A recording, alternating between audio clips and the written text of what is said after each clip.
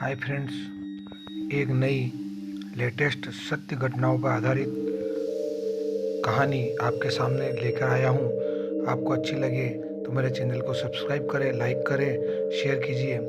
फैजाबाद ज़िले की एक रात की बात है। वहाँ के घाट रेलवे स्टेशन में कई सारे ऑटो ड्राइवर खड़े थे। सभी सवारी आते ही एक एक कर उन्हें बिठाते और चले जाते।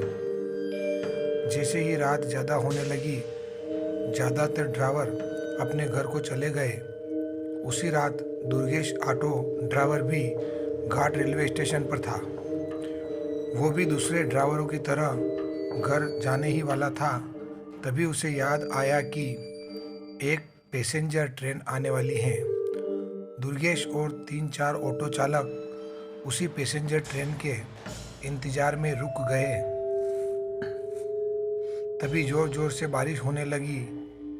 रात तो थी ही, लेकिन बादलों की वजह से चांद की रोशनी भी नजर नहीं आ रही थी। बादल गरजते और बिजली चमकती तो कुछ उजाला नजर आता, वरना अमावस्या से भी ज़्यादा काली रात हो गई थी।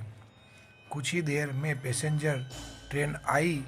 दुर्गेश को ट्रेन से एक खूबसूरत सी लड़की उतरती हुई दिखी, जिसके कंधे पर एक बैग और हाथ में एक सूटकेस था। वो लड़की सीधे दुर्गेश के पास गई और कहने लगी कि मुझे रामपुर जाना है। दुर्गेश ने कहा कि अभी बहुत रात हो रही है, इसीलिए 700 रुपये किराया लगेगा। अगर आप सुबह जाएगी तो मैं 200 रुपये में ही छोड़ दूंगा। लड़की ने जवाब दिया, मुझे अभी जाना है, आप ले चलिए, मैं पैसे दे दूंगी। दुर्गेश ने कहा, मैडम आप पहले पैसे दे दीजिए, मैं आपको सही सलामत घर तक छोड़ दूंगा। लड़की बोली, अभी मेरे पास सिर्फ 300 रुपये हैं, आप ये रख लीजिए, घर पहुंचते ही आपको बचे हुए 400 रुपये दे दूंगी। इतना सुनते ही दुर्गेश ने कहा, ठीक है मैडम, आप ऑटो में बैठ जाइए। कुछ ही देर में दुर्गेश ने उस लड़की को उसके घर के पहुंचा दिया।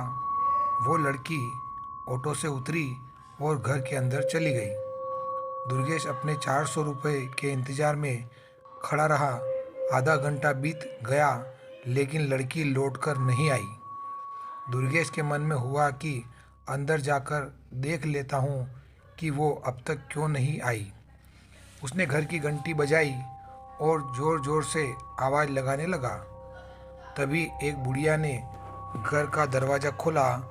दुर्गेश ने उससे कहा कि एक मैडम यहाँ ऑटो से आई थी, उन्होंने मेरे 400 रुपये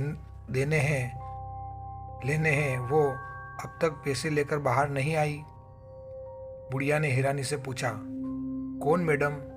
यहाँ तो मैं और मेरे पति के अलावा और कोई नहीं रहता। हाँ, मेरी बेटी पहले रहती थी, लेकिन वो 5 सालों से यहाँ नहीं रह रही हैं। दुर्गेश बोलने लगा, क्यों, अब वो कहाँ रहती है? मैंने शायद आप ही की बेटी को यहाँ तक छोड़ा है, आप एक बार अच्छे से देखिए। बातों ही बातों में दुर्गेश की नज़र सामने दीवार पर गई, जहाँ उस लड़की की तस्वीर लगी हुई थी, जिसे वो ऑटो में बैठा कर लाया था। दुर्गेश ने बुढ़िया से पूछा, वो दीवार पर जिसकी तस्वीर लगी है, वो आपकी बेटी है? बुढ़िया ने जवाब दिया, हाँ, वो ही मेरी बेटी है। क्यों, क्या हुआ? तुम ऐसे क्यों पूछ रहे हो? हाँ का जवाब सुनते ही दुर्गेश बोल पड़ा, माताजी, मैंने कहा था ना कि मैं आपकी बेटी को ही घर लाया हूँ। यही मेरे साथ ऑटो में बैठकर आई थी। आप अब जल्दी से मेरे पैसे दे दीजिए। देखिए, सुबह भी हो गई है, मैं कब से यहीं खड़ा हूँ। बुढ़िया ने दुखी मन से कहा, बेटा, ऐसा नहीं हो सकता। हाँ, ये मेरी बेटी है, लेकिन 5 साल पहले ये ट्रेन के नीचे आकर मर चुकी हैं। इसे तुम कैसे घर ला सकते हो? ये सुनते ही दुर्गेश के होश उड़ गए और वो तेजी से वहाँ से भागा। जैसे ही वो ऑटो के पास पहुँचा तो देखा कि उसकी सीट में 400 रुपये रखे हुए थे। उसने वो पैसे भगवान के सामने रखे और मंत्र का जाप करते हुए आगे की ओर बढ़ गया। उसके मन में हुआ कि आज तो सवारी बिठाने और पैसेंजर ट्रेन के लालच में मेरी जान जाते जाते बची है। उस दिन से दुर्गेश ने रात को ऑटो चलाना ही बंद कर दिया। वो सिर्फ दिन के समय सवारी लाता व ले जाता और रात को घर में आराम से सोता है। आपको फ्रेंड्स मेरी ये स्टोरी कैसी लगी?